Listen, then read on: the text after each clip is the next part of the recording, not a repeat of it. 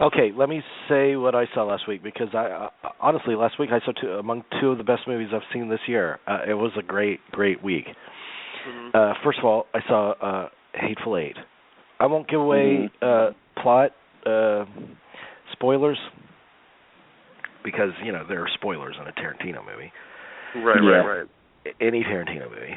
I will say it has a speech in it that will rival the Ezekiel speech. Oh wow! But in comparison to the Ezekiel speech, it is very obscene and very funny and audacious. It's one of those like 8-minute speeches that's like, oh God, I do not believe he's going here. The performances are all fantastic. Like as soon as you think that you've seen too much of Samuel Jackson, like you know everything, he comes through with a performance like he gives in The Hateful Eight. And he's the central focus of the movie, really, in terms of where most of your empathies lie. I mean, these are despicable characters across the board, but Samuel Jackson, if the movie has an audience advocate, as you said, Dean, it's probably him. Jennifer Jason Leigh comes up with something really unique in her performance. It is a disgusting performance. She is so feral in the movie. Almost rabid. If you remember, like Marilyn Chambers' face at the end of Chainsaw when she's covered in blood and she's screaming and she's running, and it's kind of that at that pitch through a good portion of the movie. The movie is, undeniably Tarantino, but there's something very unique about the tone of it.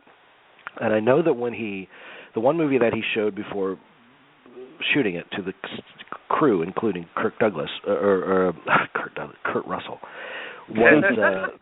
was The Thing, and the parallels to The Thing are obvious. Snowbound in a single location, paranoia all around, and starring Kurt Russell.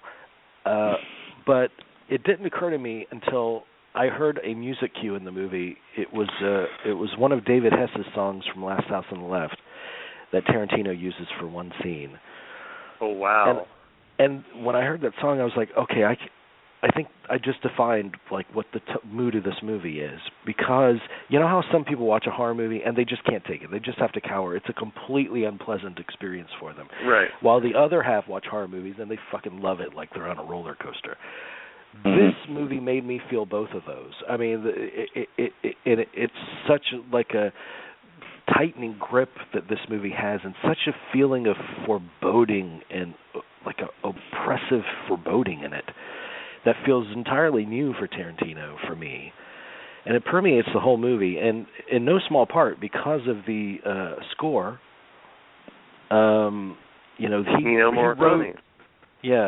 He wrote, and it's not, even the overture in the movie, it's not the Western kind of score that you're expecting. It's not like dun dun dun dun dun. It's not that. It's like very kind of monotonous. So much so that I started counting the notes because it was like the same motif over and over again. Right. And for a long time the theme is da da da da da da da da, something to that effect. And so I was like, oh, that's 8 notes. I wonder if his scores tried to tell us something.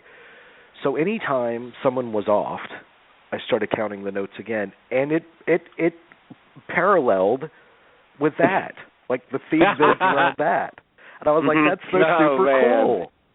Yeah, that's awesome.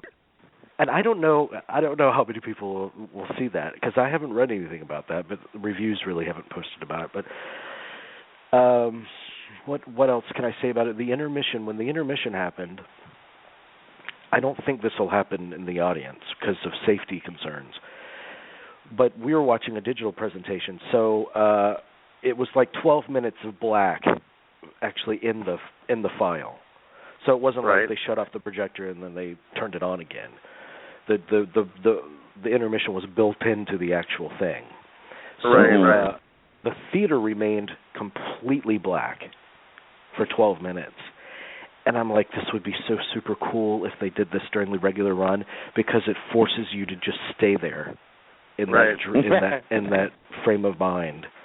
knowing that the shit is going to hit the fan big time when that movie starts again.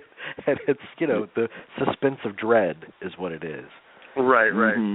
The photography, of course, is incredible. He uses one pop music score that I don't think worked because it didn't really have time to register.